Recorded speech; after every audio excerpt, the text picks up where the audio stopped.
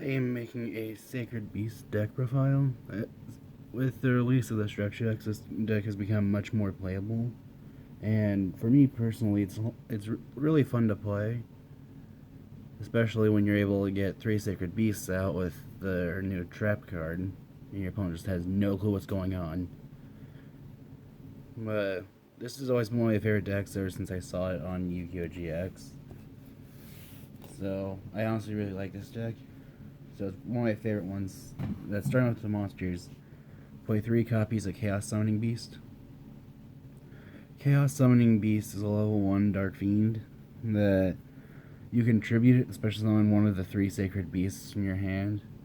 And then while it's in the graveyard, you can banish it to add Fallen Paradise from your deck to your hand.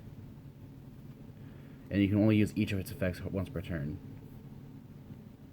Then I play 3 copies of Dark Beckoning Beast, a level 2 Dark Fiend with 0 attack, 0 defense. The theme of this deck is that all of its normal summonable monsters have 0 attack and 0 defense. And it's like that because of one of their spell cards.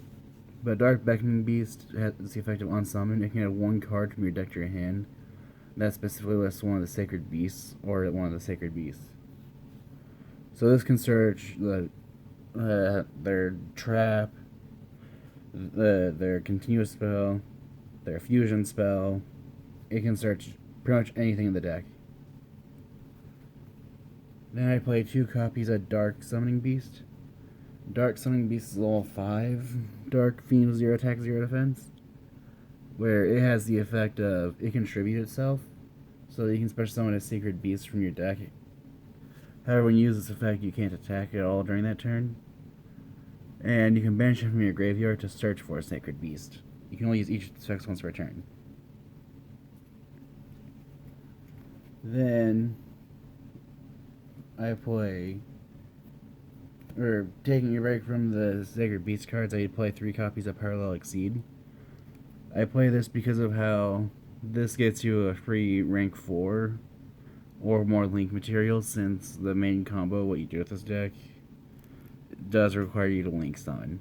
So I figured, since I'm link summoning, I'll just play this.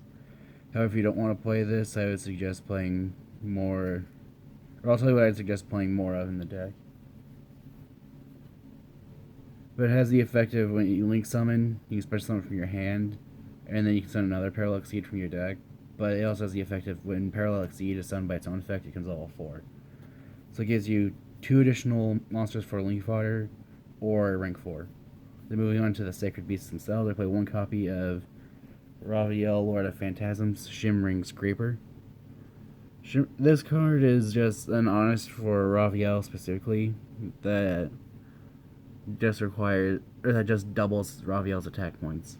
And then you can also tribute 1 monster from your field to return it to your hand, so it's an honest that you can just keep recurring over and over again. And it's also a little bit better than Raviel if you're going to summon it, and just by a tiny bit, because of how its summon requirement is just 3 monsters.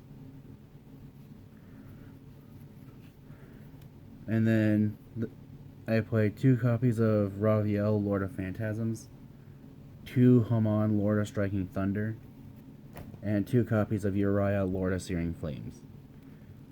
I like each of the Sacred Beasts set 2, just because most of the time if they're in your hand, they're a brick unless you control a Chaos Summoning Beast. They haven't used its effect yet that turn.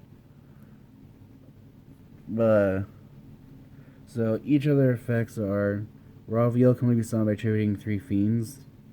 Haman can only be summoned by attributing 3 continuous spells. Uriah can only be summoned by attributing 3 traps. But you never summon them through their own ways. And Raviel has the effect of when your opponent normal summons, you can summon a Phantasm token. And then, I don't know where apparently.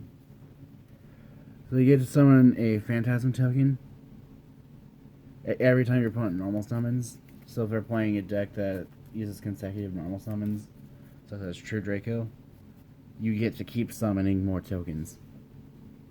And then you contribute 1 monster to have Raviel gain that monster's attack points at the end of the turn. Haman, if it destroys a monster in battle, That then the controller destroyed monster takes 1,000 points of damage. And while it's in defense mode, your opponent's monsters are only allowed to attack Hamon. So if you have two Hamon, or two copies of Hamon in attack mode, or in defense mode, I mean, then your opponent's just not allowed to attack. And then Uriah gains as 1,000 additional attack, or gains. Uriah gains 1,000 attack for every continuous trap in the graveyard, and it can target one spell or trap card in your opponent's field, destroy it, but they're not allowed to respond with spell or trap cards. That is it for the monsters. Moving on to the spells. Play one copy of Dimension Fusion Destruction. This card just lets you banish the three sacred beasts from your hand, field, or graveyard to special summon a phantasm monster, and that summon is treated as a fusion summon. Then I play two copies of Cerulean Skyfire. This card lets you summon Hamon, Lord of Striking Thunder, by sacrificing 3 set spells. But again, you never really summon them by their own effects. But it also has the second effect of you can switch an attack position Hamon you control to defense mode to negate the activation or to negate the effect of a spell or trap. Then I play 2 copies of Fallen Paradise. If I weren't playing Parallel Exceed, I'd probably take out one of them for Fallen Paradise.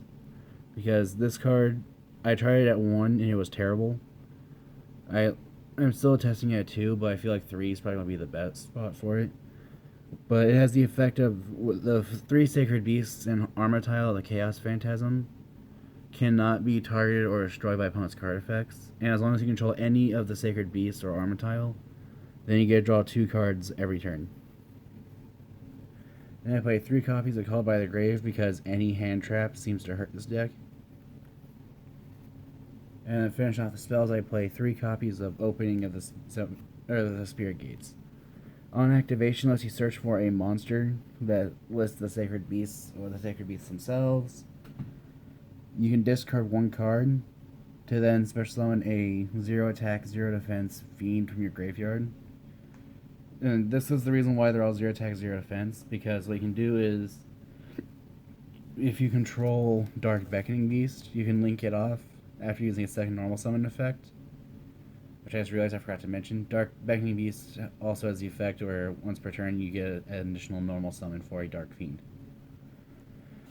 But after you use that additional normal summon, you can link it off for Summon Great Almirage, and then you can discard Dark Summoning Beast. And because you have Dark Beckoning Beast in grave, you can actually bring back the Dark Summoning Beast because you already had another target in the graveyard.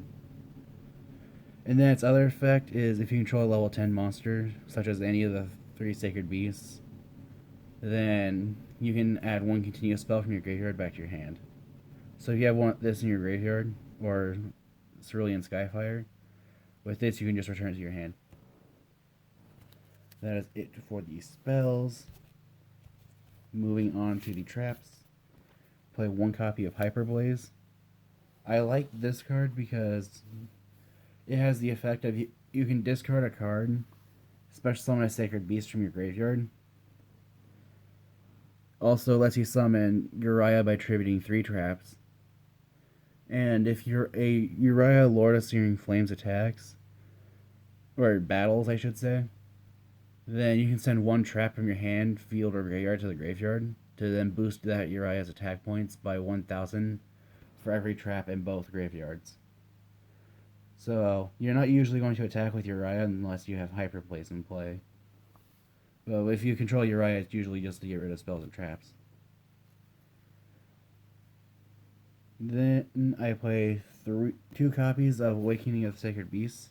This is their best trap card by far, where it gains effects depending on how many different Sacred Beasts you control, and has a once per turn effect of you can take 1 continuous trap from your graveyard and add to your hand. If you control 1 Sacred Beast, then every time your opponent normal or special summons a monster, you gain life points equal to that monster's attack points. 2 or more, then the activated effects the monsters your opponent controls are negated. And 3, then any monster sent to your opponent's graveyard is removed from play instead. So it increases your life points, negates things, and is a dimensional fissure. So I really like this card. Then to finish off the traps, I play 3 copies of Solemn Warning, 3 copies of Solemn Judgment, and 3 copies of Solemn Strike. Warning, you pay 2,000 life points to negate a monster summon or a card that would summon a monster.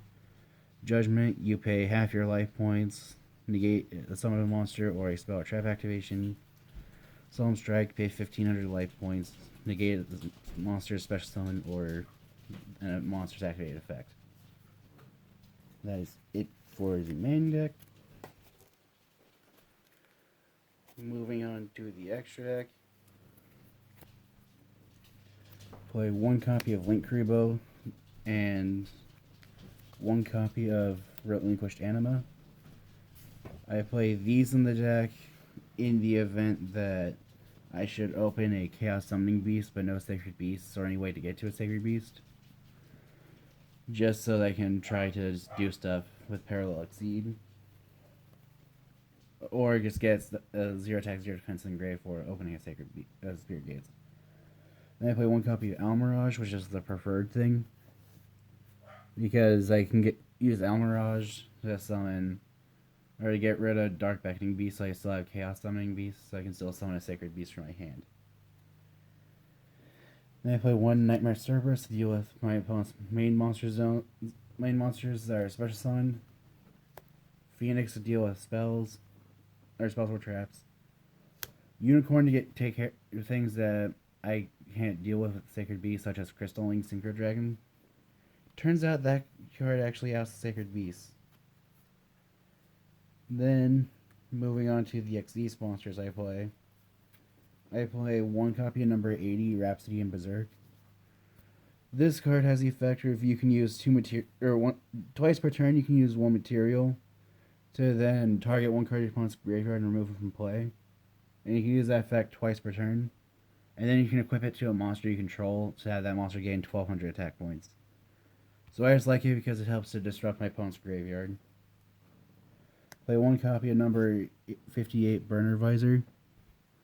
And Burner Visor's effect is...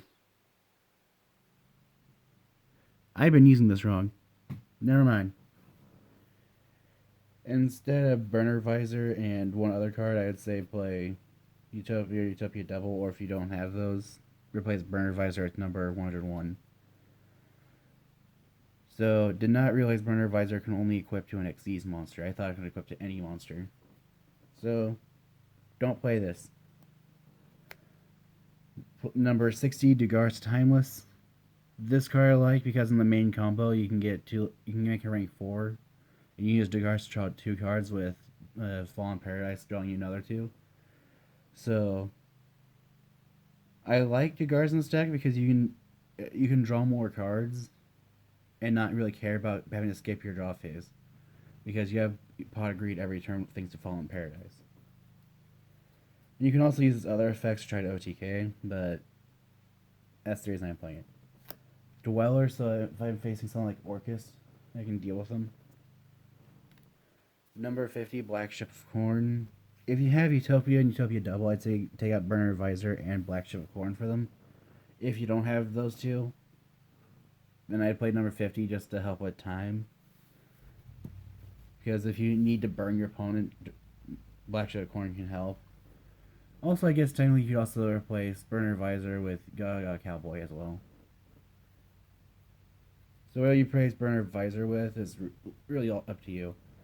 Then moving on to Super Poly targets, I play 1 Muddy Mud Dragon, 1 Dracostapelia, and 1 Starving Venom. I only play these because of high side Super Polymerization. And then finishing off the extra deck, I play 1 copy of Armatile.